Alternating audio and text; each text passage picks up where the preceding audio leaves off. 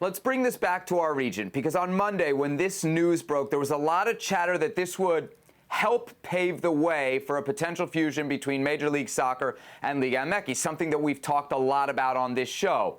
So the natural follow-up now is the Super League has been defeated, at least for now.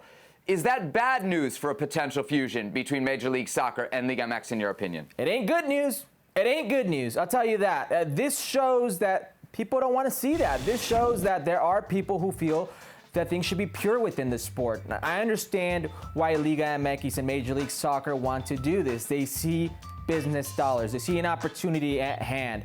But if this Superliga idea was widely rejected, what do you think is going to happen with the rest of CONCACAF? Do you think CONCACAF's going to willingly let their two biggest, I guess, if you will, pots of money just walk away like that? It doesn't work like that. I think there's going to get a lot of pushback, a lot of rejection. In the end, I think FIFA themselves, if they were against this, they should be against that. You know, fans found out they had a lot of power, so did the confederations, right? We saw UEFA show their teeth, threaten the nuclear option, say, we'll kick you out of Euros, we'll kick you out of World Cups, we'll ban you from domestic leagues. I'm sure there's some folks at CONCACAF headquarters who said, oh, hey, I like that. Here's the biggest difference. If we're going to call UEFA a tiger, then we got to call CONCACAF a house cat. And Herc, the owners of that house cat are the United States and Mexico. So while I think that CONCACAF might be a little emboldened here, I still think el que manda in this situation is going to be Major League Soccer and Liga MX at the end of the day. Tell me I'm wrong. You're not wrong. But it shows how powerful they are within this confederation. I mean, CONCACAF needs, and this goes on all levels, not just what is the Gold Cup, but also the CONCACAF Champions League. They need the teams in the States and Canada, which is Major League Soccer, and they need the teams down south, which is Liga MX, in order to make money. The rest, they don't care. It's another way of them monetizing against what is Major League Soccer and Liga MX. It's their cash cow. Anything to preserve that. So yes, I agree with you. This is a monster that they've created that's pretty much out of their hands now. So, Herc, there was just this overwhelmingly negative reaction to the attempt to close what is an open system. Now, when we call something an open system and we call something a closed system, I think we got to explain a little bit what that means, right? A closed system is what we have here with not just Major League Soccer, NFL, NBA, NHL. You buy your way into the competition. An open system, which is what they have in Europe, is the opposite of that. The teams in the fourth and third tiers can dream of one day grabbing a piece of that pie and being rich and playing against the big boys. A lot of people will tell you it's the essence of what is European football and why there was such a fight to keep things the way that they were.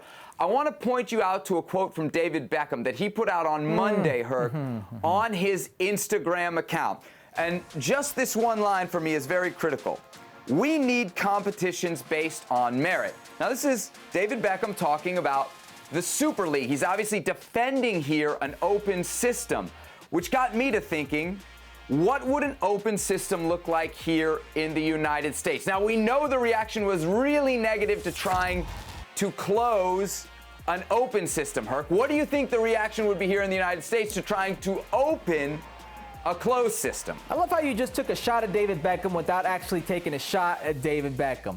All right, well done, Sebi, and I'm with you. It's ironic that he would send that message when he is the benefactor of a closed system where he didn't buy or didn't work his way into a franchise from third, second to first division. He bought a franchise.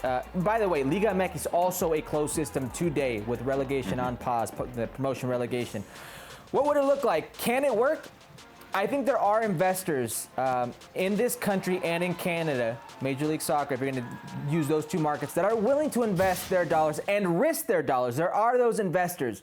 But this open market, this open system would be the demise of Major League Soccer. I don't see the Hunts, I don't see the Anschutz, I don't see the Cronkies or the Crafts, the founders of what is Major League Soccer, openly willing to lose those dollars. All of a sudden saying, you know what, I don't pay enough attention to this team and I'm making, I shouldn't say making money, but I'm okay with it. And now I'm going to potentially lose money. I'm going to devalue my product by relegating it to a second division. I don't see that happening. I don't see them closing this model of selling franchises.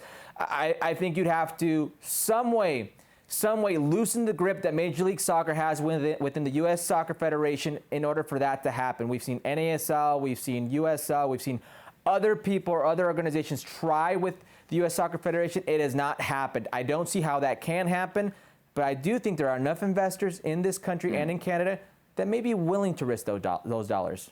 Well, thank you very much for watching ESPN on YouTube. For more sports highlights and analysis, be sure to download the ESPN app. And for live streaming, premium content, and let's not forget as well, ESPN FC 7 days a week, subscribe to ESPN+.